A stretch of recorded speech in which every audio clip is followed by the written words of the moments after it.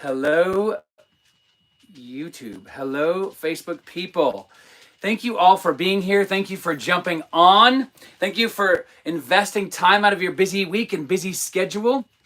So I'm really, really happy that all of you are here. This is a free 5-day challenge that's going to actually walk us through some psychology, some behavioral science. That's where you're going to get these nudges or tips on how to actually learn and grow and apply a lot of the science behind what Neville is talking about. So again, if you're new to manifesting, welcome. If you're new to Neville Goddard, welcome. If you're new to psychology or behavioral science or neuroscience, welcome, welcome, welcome. I'm so glad to have you here. Thank you again. And if you're watching this on replay, just type in the chat or somewhere, hey, I'm from here, I'm in this part of the world, I'm listening from here. And so, yeah, so what I want to do is this is going to be about 30 minutes, okay? So every day we're going to meet here, either for a YouTube Live or Facebook Live, and we're going to explore some concepts that's going to involve, like I said, psychology, behavioral science, neuroscience, a little bit about me as well. So I am a trained behavioral scientist, social psychologist, currently finishing up a postgrad in neuroscience. And so I love human behavior, but I also love using the power of the mind, right? So this is what ultimately manifestation is. It's creating experiences from within to without. And so this is for a mother, this is for a father, this is for, a business owner. And so we do business coaching. A little bit about me again is, I'm the CEO of Wondr Emporium coaching. And so we work with businesses, business owners, government leaders. We work with individuals. We work with hospitals, schools. We pretty much work with almost anybody and everybody who wants to use science and manifestation together to actually create a cohesive system that helps them achieve their goals, whatever those goals may be. Okay. So we're going to explore the confluence or the relationship between those two as we begin unpacking this in the next 5 days. So again, this is 5 days long. It's 100% free.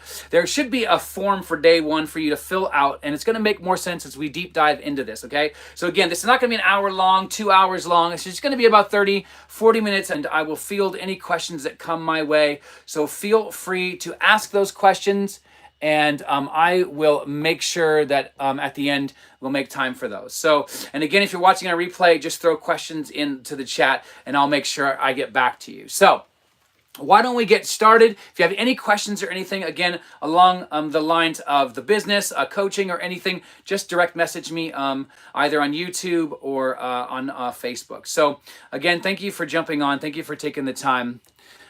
Yes, so where can I find the 5-day challenge again? So, Motivate Teen, welcome, welcome, welcome. So again, the 5-day challenge is going to be here on YouTube.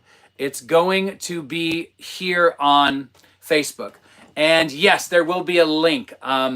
So because of the whole kind of like blackout thing that just happened recently, it kind of threw everything off. So we're going to manage that, and you're going to have a link. If you do have a Facebook account, it's going to be easier because everything's set up on Facebook. However, I'm more than happy to give you that link as well. So after this Motivate Teen, make sure that you look in the comments in about 30 to 40 minutes from now, and I'll make sure that you get that link. So great question. Thank you so much. So why don't we get started? Why don't we try to deep dive into what a schema is, okay?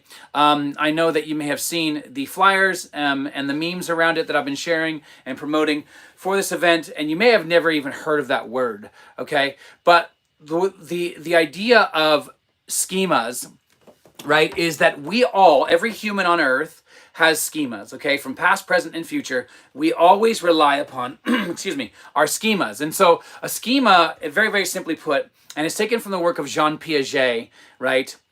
And he was a developmental psychologist, French, and he argued that essentially every human on earth, right, is born into a schema, okay? And the schema is really, really developed by the ages of 5 to 8, all right? So what that means is a schema is a mental map of the world, okay? It's your own belief system. However, you may have already realized this, it's not your own belief system. Because at the ages through up to 5 to 8, well, even all the way up to usually 18, especially if you're in the West, your schemas are very much influenced by your childhood, by school life, by after school commitments like sports or whatever your social groups are. If you're into religion, then maybe a religious group, any social groups that you involve yourself in, all of those are feedback, okay? So all of those are giving you, but not only feedback, they're giving you other maps. So every single belief that we've ever accepted about ourselves is itself a schema, right? Every belief is a schema. Write that down somewhere, right? Every belief is a schema. But again, just to kind of tease this out a little bit more, so a schema is a map of the world, okay? But a schema is very, very much fueled by the beliefs. So you never just have one schema of the world. Okay, so let's flesh this out. Let's make sense of this. So if you were raised by very supportive parents, okay, your schema of the world is that I live in a supportive environment. So your general interpretation of most things maybe is going to predominantly be from I feel supported, right? And so you're going to make decisions feeling like you're supported. Okay, now if it's the opposite, then the opposite can also be true as well. Or if you had very lukewarm parents who are a mix of both, then you're also going to experience that. Because again, what you're doing is you are creating beliefs about yourself, about others, about truth, about beauty, about action, about progress, about business, about like politics, whatever it is. Okay? And so all of those form a way in which you not just believe things, but you act in the world. Okay? So belief is always the fuel to what you do with it, meaning your action. So your action is always predetermined by these schemas, these maps of the world. Okay. Now, here's the first and foremost thing I want you to hear. Every single one of those schemas or accepted beliefs can be changed and they can be altered, and they should be, especially if they're limiting you in developing your business, or if they're limiting you in going all in, right, in terms of maybe starting a business, or maybe going in and being all in with your marriage, or being all in with parenting, being all in with following your passions and dreams, right? And so everything that we do in this world started somewhere psychologically. Okay, so in the words of the mystic Neville Goddard, he says it this way, right? Imagination is reality. And so what that means is your schemas are your reality. All right, your maps of the world are everything that you accept as true. So again, right now we're talking about academic. Let's make this really, really kind of incarnate. So let's say you fear, or that you grew up and part of your childhood was, hey, I had to climb a lot of things, and then you had a lot of injuries. And so over time, with you climbing things and falling, you're going to eventually probably produce a generic fear of heights, because your experience is you go up on something and you're going to fall, right? And so your mind essentially accepts this traumatic experience as the only truth possible. Okay, and so you then live by this. You then make decisions by this. So you may not even want to go up a ladder. You may actually physically tremble sometimes at something that you may fear, right? Because to you, that's a threat. So what's going on? Well, let's understand this, right, from psychology first, and then we'll dive into Neville, and then we'll dive into how these can be practically put into action for you. And also, don't forget to use that worksheet, which if you're on YouTube, you will get a link to. And so again, let's go back to what we just said. The schemas are the maps of the world, and they guide your every movement in the world, right? Because again, to be human is to be psychological. That's really what we need to fully understand. We always over-identify with the body, okay? And yes, the body is part of the story, but what's guiding the body is also our thoughts. So there was a great link that came out, I believe about 3 or 4 months ago, and it said that aging is 50% mental. Okay, now listen, accept that. Because what that's saying is that aging is predominantly, at least if not half, influenced by what you think about aging. That means your schemas, your beliefs, your maps of the world, and your maps of watching other people, get old and ache and hurt. Those will all influence you if you accept them as true. Okay? So, what's happening though is when we accept them as true, we then create a silhouette of ourselves, or an avatar, or a mask upon which we play out in the world. And so again, If you fear anything, fear of heights, fear of rejection, what ends up happening though biologically is what you're doing is you're training your body now to perceive whatever you fear as not just a possible threat, but a direct threat. Okay, this is very, very key and very, very important, because now the more you rehearse this, the more that you get dopamine. Now, most people know about dopamine. It's the cool kid on the block in terms of neuroscience and stuff. Yes, it is a reward neuromolecule, but there's way more to it. Not only does it influence physical movement and choices that are based on what movements we choose to follow through on, meaning, hey, if this feels good, I want to go do it again. Meaning physically, I'll go biologically invest myself into that moment again, whatever that is, okay? And so, but also it's expectation, meaning dopamine releases every time it expects you that you're doing something that it thinks you like, but you're already getting dopamine for it. So then it's already going to automatically kind of automate, really, into the interpretation that, hey, this person likes this behavior, so I'm going to reward them every time they do it. Hence why for many people who suffer from, drug addiction, it's really hard for them to break it because they're getting dopamine for that behavior, even though they know cognitively it's not good for them. It's not serving them, okay? And so what I want you to do and what I want you to see is that you are more than your body, but then you're also training your body because your mind and body are connected, but your mind is more in control of your body. Because your body is simply a record of the past, right? And so if you want to change it, you have to give it a new future, right? And so you have to predict it by changing your patterns of prediction, which is what? Your schemas. Those are your schemas. Those are your maps of the world, okay? So let's talk about this biologically for a second, all right? So biologically, what's happening is anytime you fear something, so again, if you grew up in a bad childhood and you learned that rejection is just destructive, right? Then you're going to hate it. So you're either going to do one of two things, right? You're either going to try to avoid it or you're going to go through what's referred to as exposure therapy. You're going to try to force yourself through it. Okay? And usually we think of that in extremes. We don't think of, well, I can find the balance. Right? We usually have to either go, I'm going to almost go like agoraphobic where I hide behind a door or whatever it is, right? Or we're going to be like, no, I'm just going to go like in a bull in a china shop. But yet you're still dealing with the rejection. Even though people can't hear you or see you and you look brave on the outside, you might be trembling on the inside. That's what we want to work on this week, okay? Because if you have fears within the business world, or you're like, no, I want to make more money this year in my business, but there's too many fears involved, well, that's what this is all about, right? This is coaching, and this is also developing you into the person who already has everything that you want. And so then you start living out from the future self, right? Or as Neville says, living in the end, okay? And you develop then a ecosystem of behaviors and beliefs that support you, right? And then you're creating new schemas and you're living from new schemas of victory rather than defeat, right? And so that's what we want for you. So biologically, this is what's happening. You may have even experienced this in your life, but essentially, when you fear something, again, rejection, it doesn't have to be something out tangible like sharks, right? And when you are doing that, though, what's happening is, for example, your eyes dilate because it's getting ready to say, listen, tunnel vision. Okay, I'm only focusing on what's ahead of me because that looks like a big enough threat that I need to be concerned about it, okay? But here's the thing.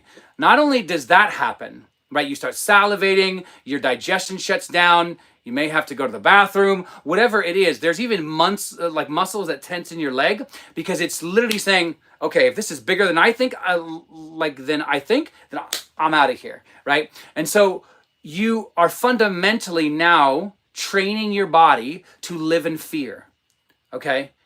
And that now becomes your state, or what that means is that becomes something that you fall back on and you rely upon it, and then you start living from it, and then you start identifying with it, and then you start saying, I'm a person who fears, right? And so this is ultimately how your identity is developed, and also how you can redevelop it. So everything that we're going through here, you can reverse engineer and turn it into a system of your own that actually makes it bulletproof, that makes it so that you can actually change yourself. Because really, this is what it's about. Whether this is a 5-day workshop on change or manifestation, everything is about change. right? So you have to be willing to change. And so if you're watching this now or on replay, just type I'm willing to change, because that's really what this is about. You have to embrace change. You have to see change as a good thing, okay? Because if you're priming your body, you're also limiting your choices. How? Well, back to this example of what happens to you biologically is that you've now literally given yourself only 3 choices every single time that you fear something. Okay, and that is either fight, flight, or freeze. Okay, fight because, hey, I might be able to actually beat this thing, right? Flight, way too big. Freeze, I don't know what to do, so I lock up, right? And so again, you might do that every day where you're like, you're kind of entering into a situation at work, or you don't like confrontation and you want to talk to your boss about a raise or whatever it is, right? Now, first, mentally, I'm going to give you a tip already. You want to go in mentally, right? So you don't want to have that conversation first, especially from the state of, I'm not going to get it. You want to build yourself up to a state of, I deserve this. I've already got it. This boss is going to give it to me, right? And you want to go in with that kind of confidence, okay? So, well, how do you do that? So let's unwrap this little technique for a second, okay? Because we got about 15 more minutes, and I want to give you value. So again, what you do is you create a scene, okay? If you're new to Neville, if you're new to manifestation, don't think it's all woo-woo. As somebody who's into science, I'm staying away from all the woo-woo stuff. No judgment to those people at all whatsoever. But this is very different. So I'm looking at this scientifically, okay? And what it does to the mind. So you visualize or you create a scene, and in that scene, you're always doing one single action from the perception of the first person. So all you're going to be able to see is this. You're going to be able to look around and see and look down and see your legs. Okay? So you want to give yourself one action, and what would that one action be after the fact? What would that one action be after you already are the person who has what you want? Whether it be the raise, a happier marriage, a significant other, $100,000 a month, whatever it is, give yourself only one single action.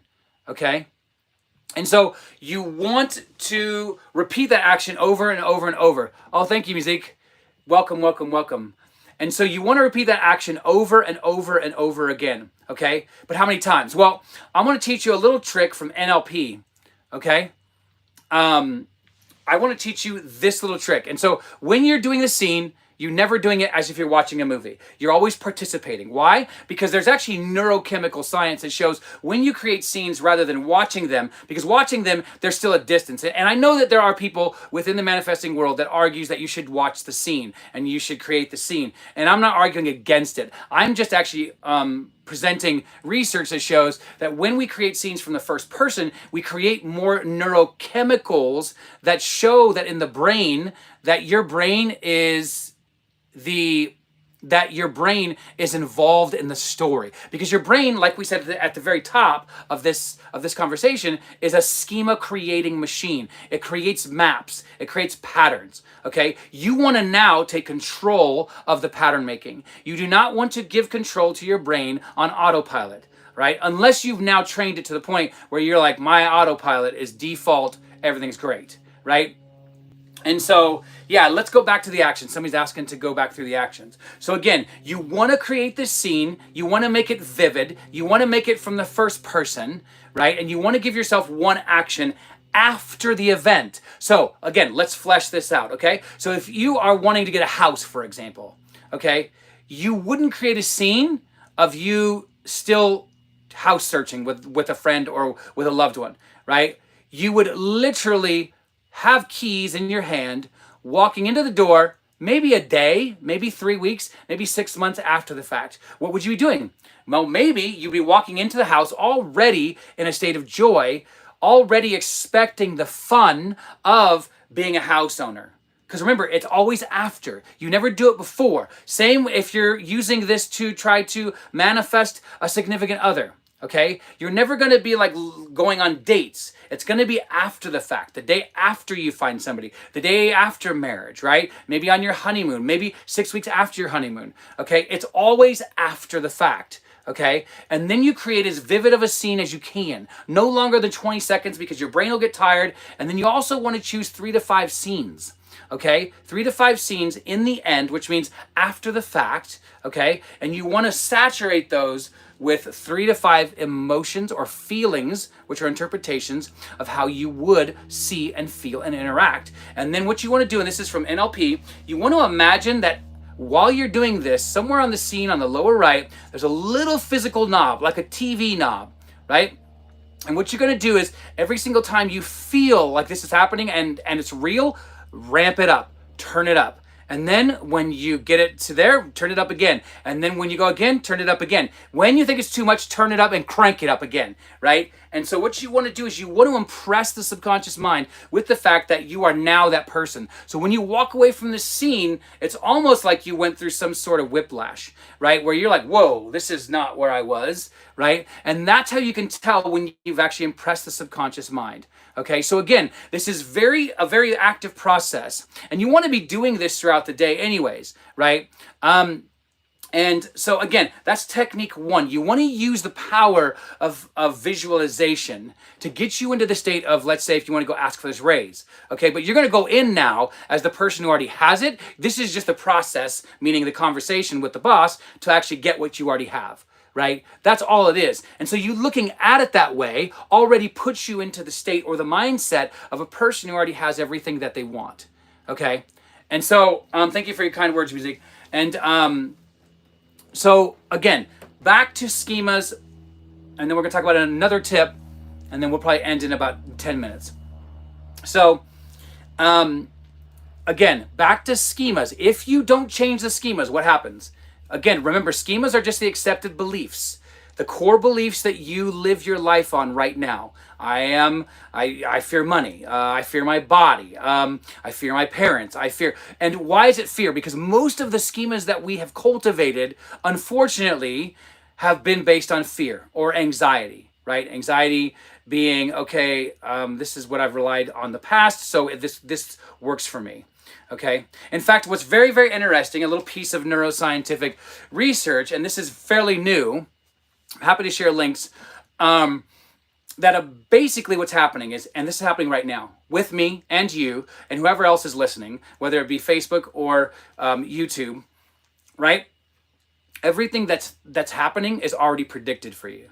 So the brain is already predicting the next few seconds. And then when you get to that next few seconds, it's predicting the next few seconds. But what's it basing on? It's basing the prediction, right? It's basing that prediction on all of your past schemas, all of your past beliefs, all of the past beliefs that you've accepted as true and you've limited yourself on. And the other thing is, here's the thing. All beliefs are limiting beliefs. All of them are. Every single one. Why? Because what beliefs do in and of themselves, they limit your focus, right? But the whole point is that you want to choose limiting beliefs, right? You want to choose them because sometimes you want the actual tunnel vision. You want the ability to focus on, I'm already a billionaire. So then every action is going to be coming from that tunnel vision rather than I fear heights, or I fear rejection, or I fear money. Like music, you're sharing here. Thank you for doing that, right? And so I want to encourage you to realize that if you've accepted them, that means you can reject them.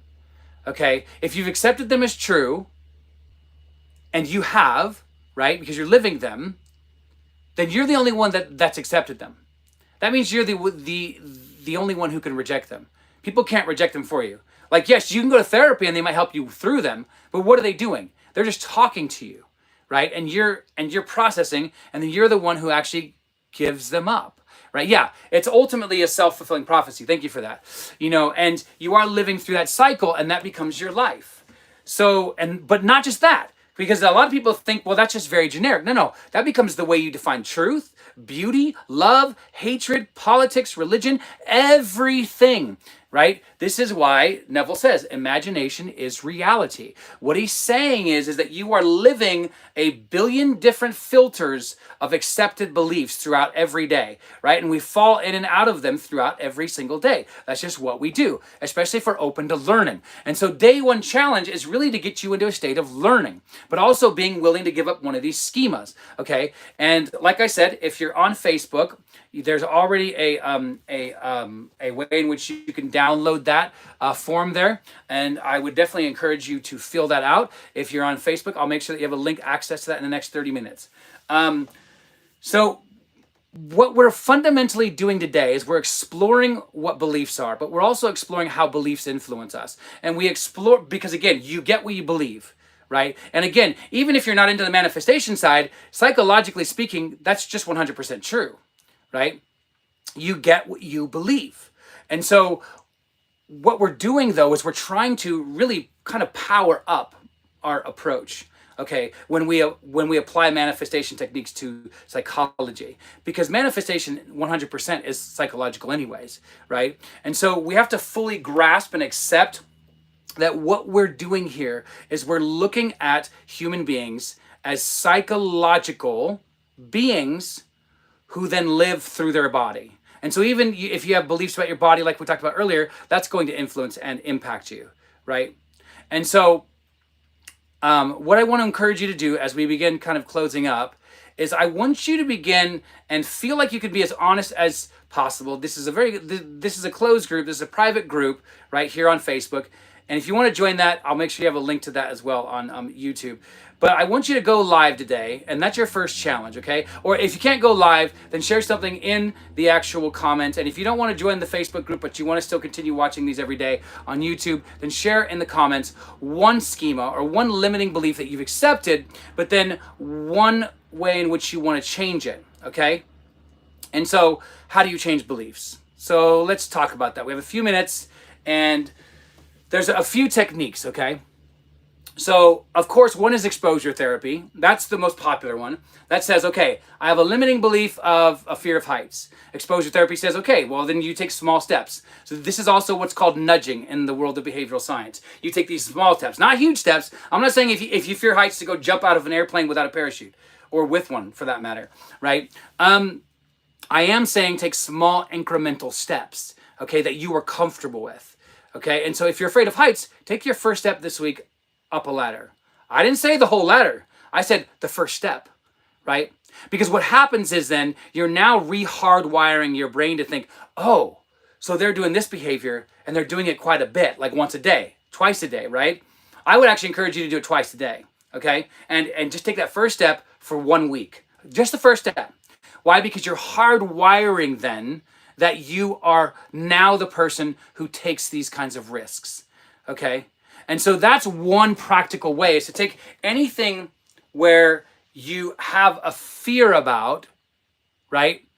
And you start actually not only using affirmations, like for example, music, you're talking about money doesn't come easily. That's a limiting belief, right? And so what you do is, yes, use affirmations. Affirmations actually even in neuroscience have been shown to work. They actually did a pretty awesome test with these monks, and they gave them mantras for 3 to 5 hours, and they tested the actual brain by hooking up electrodes and stuff. And it's very interesting because what they ended up discovering was that the more that people repeated these, and they repeated it to the point of conviction, meaning they believed it, then the brain kicked on a certain area, right, that is actually the same area of the brain when children are hearing bedtime stories. So meaning they couldn't tell the difference between what they were saying or whether they were experiencing it.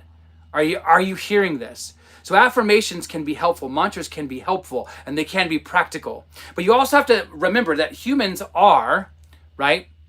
Humans are stories, meaning the stories that we tell ourselves and the stories that we keep telling ourselves, right, are the ones that we keep repeating, okay? And the stories that we keep repeating are the ones that we get rewarded for. Are you with me? And so there's a pattern happening. And I want you to see that pattern because it's the same pattern that you can use to actually change a belief as well. So yes, exposure therapy, right? And so let's say, okay, so music, you're asking, okay, what step can I take, right?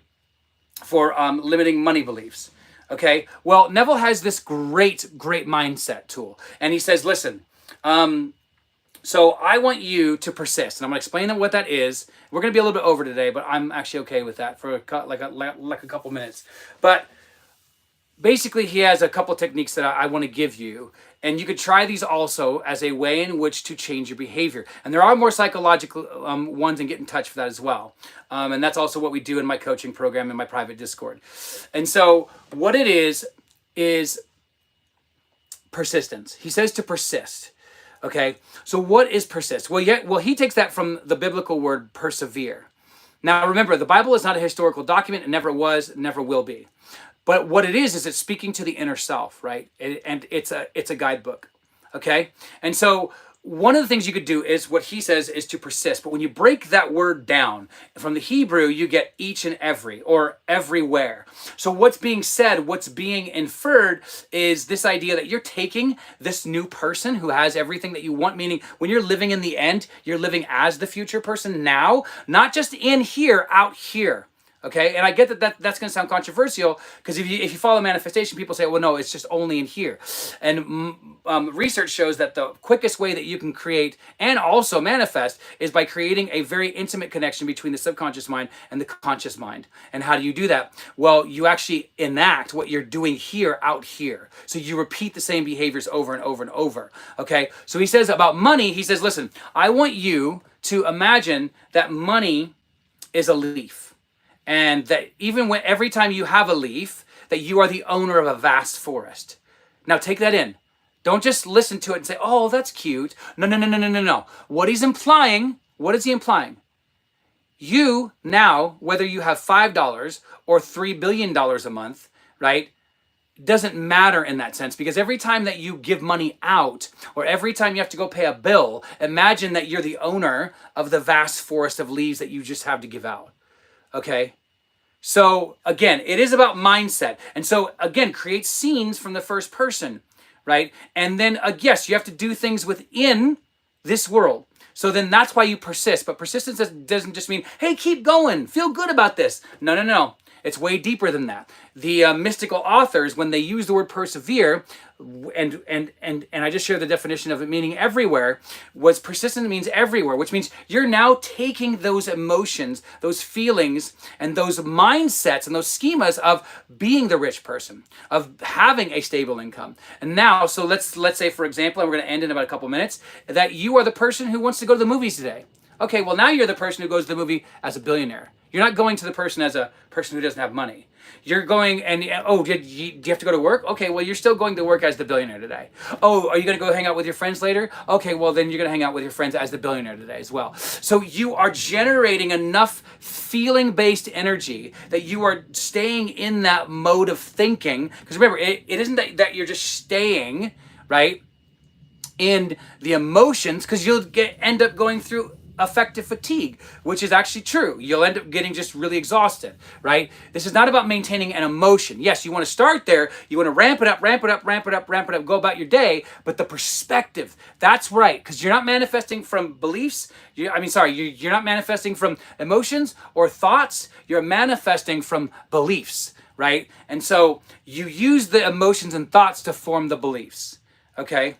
So try these techniques this week. And again, watch out if you're on Facebook for the form, because that's going to help you go through one schema. I want you to choose one schema today that you want to challenge. One belief that you've accepted, one filter, because that's what it becomes. You filter everything. And watch how you do this every day. You filter that belief everywhere you go, whether you're a business owner or anything, right?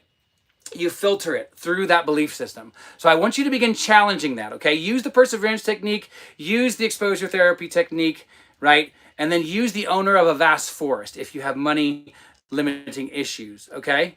And I guarantee you will begin to see changes, all right? And throughout the next 5 days, I'm going to give you even more practical tips as well. So make sure that you come back tomorrow. Make sure that you share this with at least one person today.